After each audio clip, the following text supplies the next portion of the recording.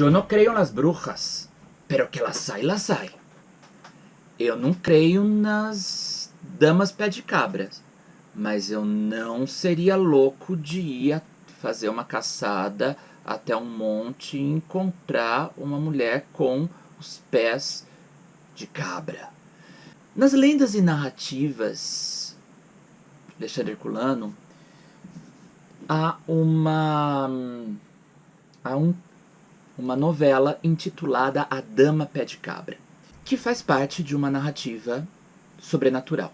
É interessante que, como nós vimos em aulas anteriores, muitos autores do romantismo europeu buscam essa evasão no tempo, essa representação de elementos ligados à Idade Média, essa criação de histórias ambientadas na Idade Média, com valores da Idade Média, esse medievalismo que se encontra na literatura, esse revivalismo que se encontra na arquitetura, como nós vemos no Palácio da Pena, em Sintra, com a mistura de estilos, com estilo neomanuelino, neorrenascentista, neogótico.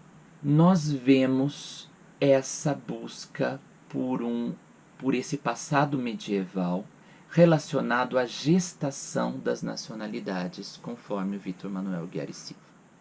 A aula de hoje, intitulada Alexandre Herculano, a historiografia romântica e as lendas e narrativas, tem como objetivo entender o método historiográfico do Alexandre Herculano, entender a relação entre história e ficção, entender a relação entre história e tradição, esses usos e costumes que são representados nessa obra do Alexandre Herculano de 1851, chamada Lendas e Narrativas, e um estudo detalhado do conto O Bispo Negro e da novela A Dama Pé de Cabra.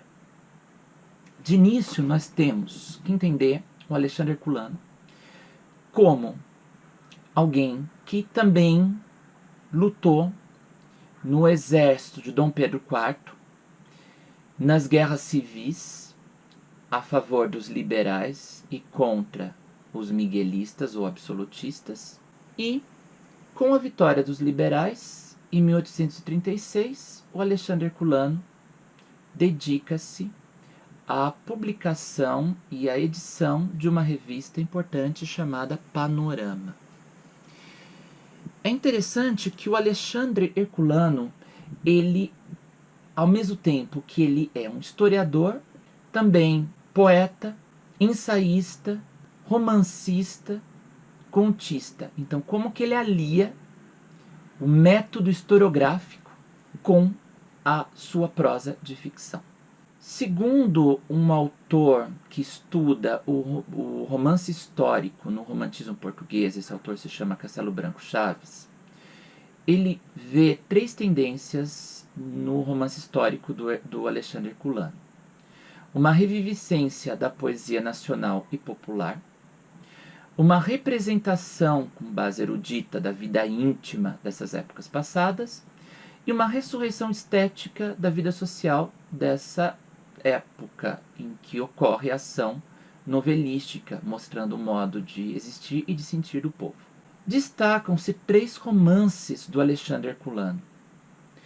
O Eurico Presbítero, de 1844, que se passa na época visigótica, ou seja, nem Portugal era formado ainda, com enredo passional, uma fatalidade dos amores de Eurico e Ermengarda, e com grande exotismo no tempo. Então, ao típico do obstáculo amoroso, a família de Ermengarda não aceita que Eurico se una a ela, e, portanto, a solução deles é o convento. Só que o Eurico se transforma num cavaleiro medieval. O Monge de Cister, que é de 1848, mas que foi escrito antes do Eurico Presbítero, aparece uma violenta paixão em oposição ao preceito cristão do perdão, na época do reinado do Dom João I, uma grande erudição arqueológica, ou seja, há uma grande pesquisa do Alexandre Herculano para escrever esse romance. Ou seja, muitas vezes o historiador se sobrepõe ao romancista, como salienta o Massaú de Moisés. E o Bobo, que foi publicado inicialmente em 1843 na revista Panorama, e foi quando o Alexandre Herculano ele se retira de Lisboa e vai para sua propriedade rural em Valdelobos, ele continua remodelando essa obra, que acaba sendo mais um livro de história do que um romance histórico, de acordo com alguns críticos. E no Panorama ele publicou o que ele chama de crônicas novelas, e que nós temos essa dificuldade de perceber a questão de que gênero que é, porque algumas das peças são contos, outras são novelas. Qual que é a diferença entre a novela e o conto? A novela, ela tem várias personagens, mas ela tem bem menos do que no romance, e, portanto, há um predomínio da intriga, das ações sobre as digressões. São várias ações ligadas a uma personagem, principalmente. E enquanto no conto, apenas um acontecimento polarizador, há uma única célula narrativa. Então, eu poderia dizer, poderia chamar A Morte do Lidador, O Castelo de Faria e O Bispo Negro de contos, enquanto A Abóboda e A Dama Pé de Cabra de novelas, embora não haja essa precisão. Inicio analisando A Dama Pé de Cabra. A Dama Pé de Cabra é uma novela que se centra num processo de busca, num processo de uma longa viagem do Dom Diogo Lopes e do seu retorno à casa, quase uma odisseia. Mas aqui nós temos elementos sobrenaturais. O enredo da história, Dom Diogo Lopes, numa das suas caçadas, ele encontra numa serra uma mulher formosíssima, fica apaixonado por ela, propõe se casar com ela, ela só aceita mediante uma condição, que ele não se benza, que ele não faça o sinal da cruz. Passam-se os anos, eles têm 2 filhos, Dom Inigo Guerra e a Dona Sol. Então, são nobres, são fidalgos, e num belo dia, o Dom Diogo Lopes volta de uma caçada e, todo feliz, entrega uma caça, joga para um cachorro, para o seu cachorro favorito, só que a cachorra da Dama Pé de Cabra avança e mata esse cachorro.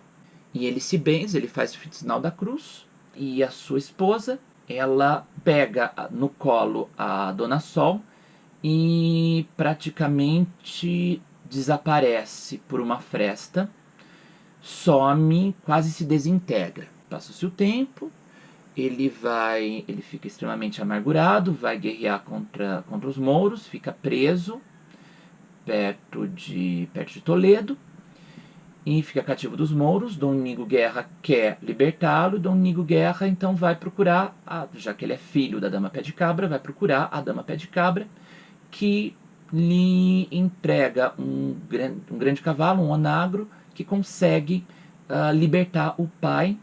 E quando eles voltam, não era para passar por um cruzeiro, e quando eles estão passando por uma estrada, o Dom Diogo Lopes, que tinha acabado de ser resgatado pelo filho e por esses elementos sobrenaturais, por esse onagro, ele se benze, o onagro os arremessa longe, e eles acabam por voltar, enfim, acabam voltando para o seu solar.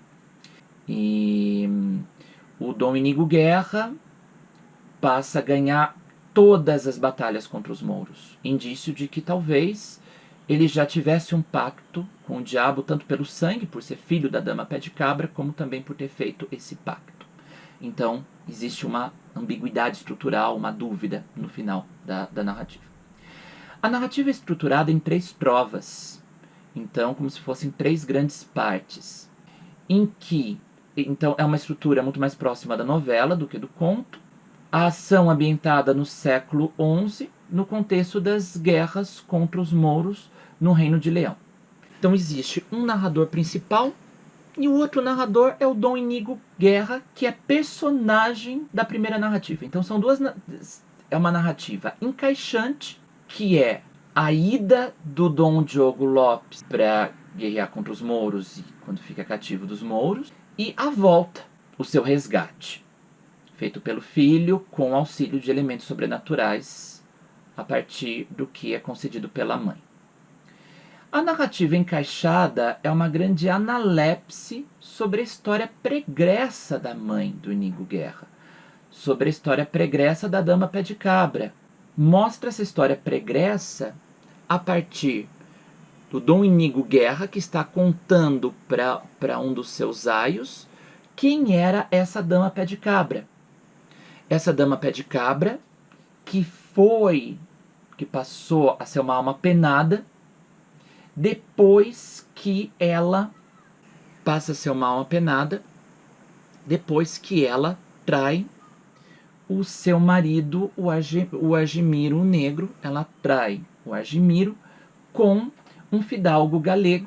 O Argimiro flagra os dois, mata os dois, e aí nós temos elementos interessantes que são ligados à questão do juramento da traição, que são componentes temáticos dessa narrativa. Nós temos que entender que esses elementos sobrenaturais do narrador principal se contrastam com a descrença do narratário. Em vários momentos, enquanto o narrador principal conta a história da Dama Pé de Cabra, antes de ele passar a palavra para o narrador secundário, porque nós temos o que é uma estrutura especular? Nós temos uma narrativa encaixante, e nessa narrativa encaixante, uma personagem se transforma em narrador. Ou seja, ela conta uma história a outra personagem. Quando ela conta uma história, essa história é a narrativa encaixada. Ou seja, a narrativa encaixada é a vida pregressa da Dama Pé de Cabra. Nós vemos que, e não me digam no fim, não pode ser, pois eu sei cá inventar coisas destas, se a conta é porque li num livro muito velho, quase tão velho quanto o nosso Portugal. Então, essa narrativa lendária, com elementos sobrenaturais, é tão velha como Portugal, ou seja, é tão velha como as origens do país, já que na Idade Média está a gestação das nacionalidades. Quer me creiam, quer não, dilo a história. Eu com isso não perco nem ganho. Então, esse narrador principal como narradores populares, contadores de história. Tanto que no final, quando ele encerra a narrativa, ele diz certas coisas ele não vai contar, porque já está na hora de cear e dormir. Então, nós temos o típico do narrador popular que conta essa história ao lado de uma lareira para várias pessoas. Então, nós vemos que tanto na narrativa encaixante, contada por esse narrador, que representa esse narrador popular, como na narrativa encaixada, contada pelo Inigo Guerra, que é o filho da Dama Pé de Cabra, nós temos personagens que quebram juramento. Primeiro é o Argimiro, que tinha feito um juramento no leito de morte ao pai, que jamais mataria uma caça prenhe, jamais mataria qualquer caça que estivesse ou prenhe ou com os seus filhotinhos. Só que ele descumpre, ele mata. E, portanto, há elementos sobrenaturais que fazem com que essa personagem caia em desonra.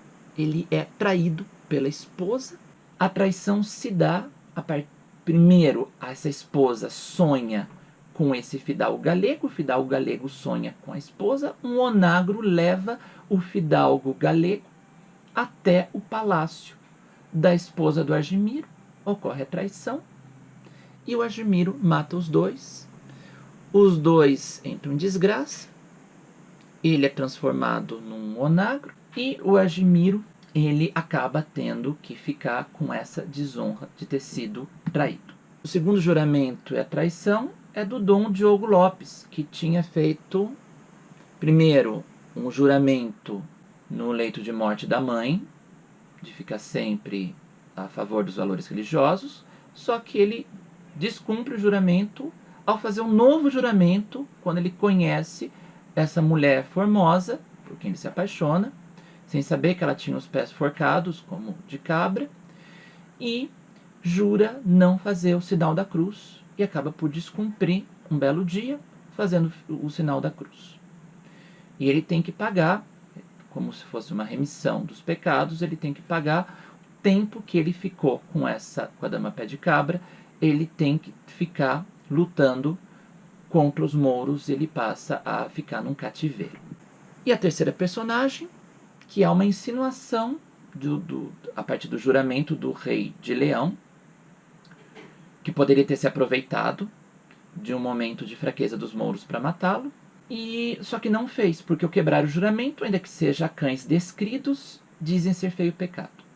É interessante que existe essa visão medieval, já que os inimigos a serem combatidos são os mouros, e em outras produções do Alexandre Herculano são os castelhanos, como ocorre, por exemplo, no Castelo de Faria, em que há uma preocupação do narrador acerca da falta de conservação dos monumentos, quando ele mostra que não há nenhum resto do Castelo de Faria, que no máximo algumas dessas pedras se transformaram num convento na região próxima a Barcelos. Ao mesmo tempo, nós vemos essa preocupação com a revivificação desse passado histórico, como nós vemos, por exemplo, no conto O Bispo Negro.